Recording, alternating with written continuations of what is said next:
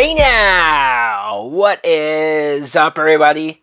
My name is Mike Brown, aka Review King MB, and I just got done watching for the very first time. I know, what the hell took me so goddamn long? Do the Right Thing.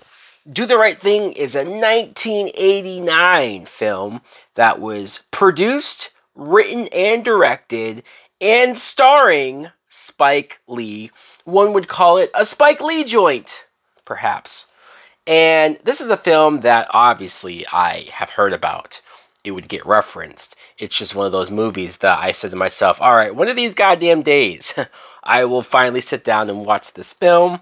And why did it take so long? I don't know, but it's finally here now. I have finally seen said movie. And man, this movie made me feel all types of ways. And in a good way. Because I really enjoyed it. I did. And I feel like Spike Lee, especially probably early Spike Lee. I haven't seen a lot of Spike Lee movies, but the ones that I have seen, it feels like he's always angry, or he's always like, I need to talk about something. I need to get this off my chest. And there's a little bit of that going on here. But I also feel like there was plenty of other stuff going on. The first majority of this film feels like it's more of a pseudo-comedy, but also having things to say about your environment, about where you come from, how you act in said neighborhood, and just how, in general, people are with each other. And then the ending, it's like, holy fuck. I am a little depressed right now. First, let's talk about the opening of this movie is not only Public Enemy, Fight the Power playing, which is a great song, and it is not the only time that we hear that song throughout this film. I mean, you probably hear it at a minimum of 10 times throughout it. But you see Rosie Perez, introducing Rosie Perez. This is her very first film, and you see her dancing her ass off at the very beginning. And she looked great. She did. She looked pretty nice. And then you see her role in the movie is that she's kind of sort of the girlfriend of Spike Lee's character, Mookie. And I say kind of sort of because I don't really know what's going on. She's definitely his baby mama, right? But Mookie doesn't always come around. He says he's working or that he's busy. Doesn't always have time to come around and see his son and whatnot. And that's pretty fucked up, don't get me wrong. And Mookie, I have some issues with Mookie. Him not always being there for his son is one of them. But when you start to hear Rosie Perez talk, when you start to hear her when she gets angry or she gets upset, and she's very loud and she speaks very fast and she's automatically in your face, even if you have a good excuse for why you need to go get paid from your job or you need to go back to work, it's like she will not listen because she's just angry. Also, I don't blame her, though, you know, the kid, and he's barely there. I get it. I get it.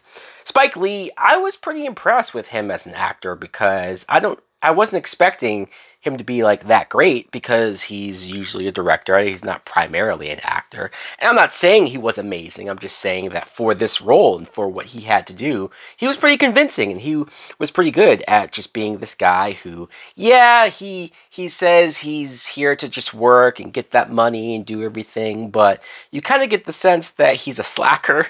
Feel like he doesn't really take the job all that seriously. He just strolls in whenever he wants. He leaves whenever he wants. If he just wants to take a shower, just bounces because he knows that Sal's not going to fire him. He talks on the phone, like the store's phone, the restaurant's phone, messing up potential customer calls.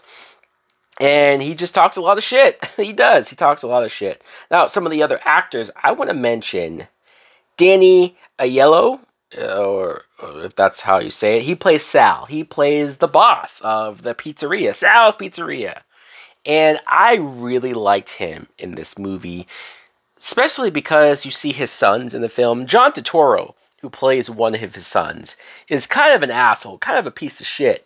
He's very racist, very abrasive, very in your face. Any little thing, John Turturro will be all up in there and say, back the fuck out, or get out. And at some points, I get it. In other points, he's being too much. And Sal could have been that same guy. Sal could have been a guy who was like, fuck off, and and not wanting certain people in the pizza place. And there are times where he does kick people out, and there are times when he does say, "Hey, I'm not going to give you pizza." But it's only when other people are being assholes first. It's only when other people are giving him attitude first. He could be perceived as a dick. He could be perceived, especially if you give him reason, that you don't like him because of race stuff. But honestly, I felt like he was just a guy. He's the owner. He's just trying to get by. He's just trying to get through the day. He's just trying to make his sales, trying to make the pizza, make the food for people. There's one scene that he has with John Turturro where he sits him down one-on-one. So he has no reason to act nicer in this environment. He could have been like, this is what I really feel about these black people. No, he says, hey, this is a community. This is a home. There are people that I've seen since they were young grow up on my food. He takes a lot of pride in being in this area, and he wants it to work. He wants everyone to sort of just go along with it and just be a community, you know? And so I bought that. So that's why the ending tore me up as much as it did. Let's also talk about Martin Lawrence just randomly in this movie. He's the side character who I think has a lisp. Every time he talked, he just was his tongue sticking out. Sam Jackson is this radio DJ-like guy who you see him almost narrating at certain points. And it's great to see like early Sam Jackson because you could tell that he wasn't quite famous yet, but he still had this ball of energy and you could tell he was still into everything that he was doing. Giancarlo Esposito is here, and talk about abrasive, talk about in your face. I'm not going to say that he doesn't raise good points at certain times in this movie. I'm not going to say that there's not points where I sit there and I go, okay, I understand where he's coming from. But it's the way he goes about it. It's the way that he just comes across like a dick. And like a guy who's just, no matter what answer you give him, he will not be pleased. He will yell race. He will yell racism. That's just the automatic first thing that he'll go to. And there were other points where I was like, you're an annoying dick. Speaking of that, Radio Raheem is a character that you see throughout the movie with the big boombox, and he's going around playing Public Enemy, Fight the Power. Again, great song. But you see that just like Giancarlo Esposito, Radio Raheem has that same level of abrasiveness, that same level of, I'm going to get in your face. And because I'm a big, scary black dude, right? Like, you have to kind of bow to whatever I'm preaching. And he goes into the pizzeria and he's blasting this Public Enemy song. And it's like, well, dude, what do you think Sal's going to do? Obviously, Sal's going to tell you to turn the fucking thing off. Not only is it so loud that we can barely hear each other and that he can barely hear your order and whatnot, but there's other people, there's other customers. You're being a disruptive asshole. But because it's black music and because it's like Fight the Power, empowering music, Radio Raheem is going to be like, fuck you, this is me, this is my culture, you're not going to tell me how to conform. And it's just like, what the fuck? What the fuck? And it made me angry because it was an escalation of a situation that didn't have to happen. It was issues that were starting to build up, and you can see that Sal was trying, but it just seemed like people was not letting him get across there. There's a couple of side characters, like these three older black guys who sit on the corner of the street, and I guess they don't work. They just sit there all damn day and commenting on shit. One of these guys is played by Robin Harris, and I wanted to mention him because I saw him in House Party when I saw that for the first time, and he played the father there, and I really enjoyed him in that. I really found him funny. So seeing him in another movie, because he died not too long after this. So seeing him in another film where he also was able to showcase his comedic chops and how he could steal the scenes and just how funny he was. He was great in the couple parts that he was in here. And Mookie, like I said, he's the type of guy who I was getting concerned that the movie was trying to present these black characters that I was getting frustrated with, that I was wondering if the movie was saying, see, feel bad for them because look at how everyone's treating them when they're obviously, in some cases, starting some of this conflict. When they're, like Mookie is not doing better. He's not bettering himself. He's just sort of getting by, sliding by, and he could be trying harder. He could be working harder.